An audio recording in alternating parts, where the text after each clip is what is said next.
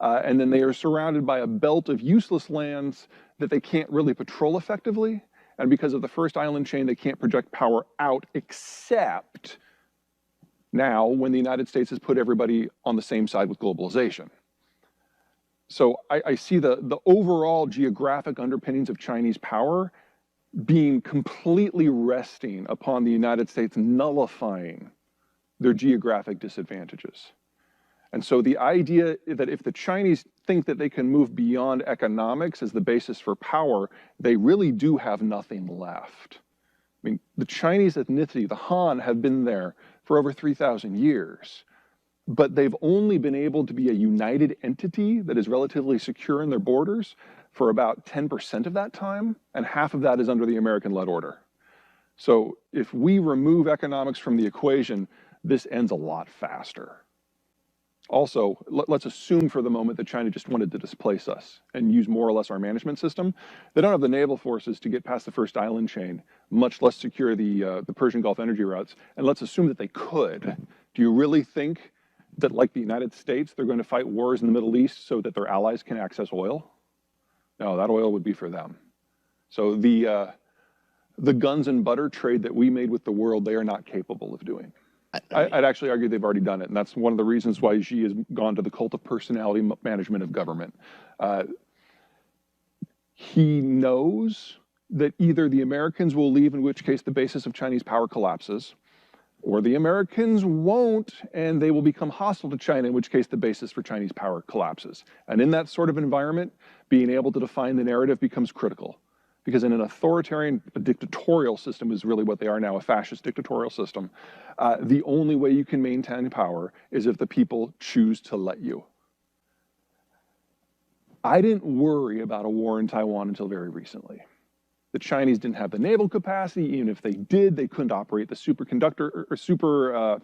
the semiconductor fab facilities. They were too advanced. The technology that actually makes TSMC run is from the United States. It requires American designs.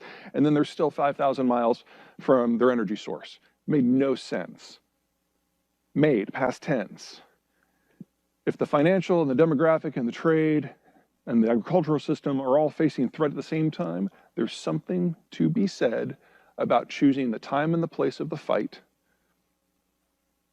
and writing the narrative. It will come at the cost of a modern industrialized economy, and agriculture is an industrialized sector. But I think if Xi's position is, if I can maintain power for the low price of only 500 million dead Chinese, that's worth it. So now I kind of give a Taiwan invasion like a 1 in 3 chance. That's a great question. Chinese history is replete with the Han Chinese not being able to hold the center. And it's replete with examples of how it all could go to hell in a very short period of time. If I was a betting man, I would guess that the North China Plain, which is home to about 2/3 of the Chinese and the vast supermajority of the Han Chinese, I would guess that that would kind of become its own political entity and kind of fall into a neo-Maoist tyranny, complete with all the cultural revolution connotations that come from that. And I would further guess that the city-states from Shanghai down to Hong Kong, city-states that traditionally have gotten the majority of their food not from mainland Asia, will integrate into some sort of extra-national supply system, whether in the past, this was the United States, this was Britain, this was France, this was even Australia. And they basically throw in their lot with somebody who can keep them alive. Now, of course, the road from here to there, messy, because there's nothing about the Cultural Revolution that was fun for anybody. Province by province, 5 being the low, 20 being the high.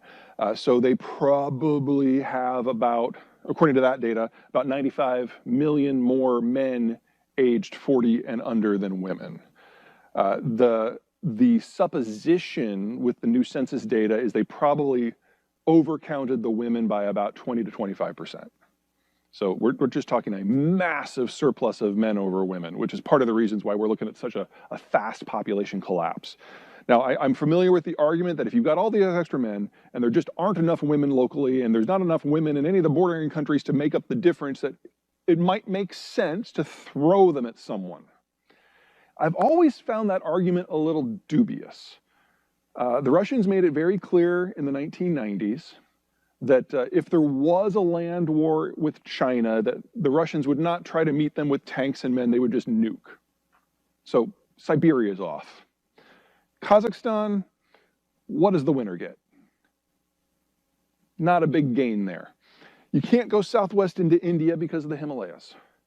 That leaves Vietnam. And when the Chinese last did that in 1979, the Vietnamese treated them with the same gentle welcoming that they treated us. So, you know, that's recent memory for the Chinese. There's nowhere to go. I mean, if they could make a land bridge by holding hands to get to Taipei, maybe, but no. So this is an internal security threat, not an external one.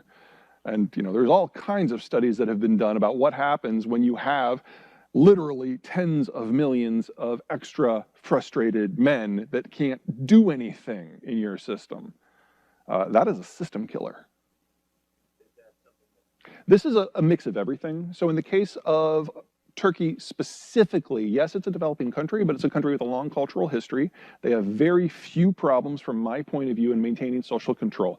Sure, they've got a Kurdish issue in their southeast, but if anything, that unifies the Turks rather than divides them. In addition, they control any trade systems on land or in water between the two lobes of Eurasia, giving them immense influence. And if you look at all the countries on the periphery, they're not ones that can stand to the Turks. If anything, they want to be cooperative with the Turks. So they've got all the energy they need within arm's reach. Their agricultural system is self-sufficient. Their agricultural input system is self-sufficient. And courtesy of on-again, off-again cooperation with the Europeans, their manufacturing system is nearly as good as Mexico's. So they're a country in a post-globalized world that can stand on their own and expand their writ. That's my view of it. If the United States decided that it wanted to continue its role as the guarantor of global order, it would be.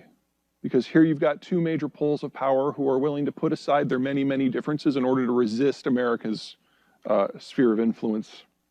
That's the wrong phrase. American rules on how the world should work. You remove the Americans from the equation, though, and these are security and economic competitors. Their population centers are a convenient 7,000 miles apart. They are not capable of functional cooperation once you remove the United States and its kind of overarching reach. Remember that these are countries that have fought a number of wars in the past. They only officially settled their border disputes about 10 years ago.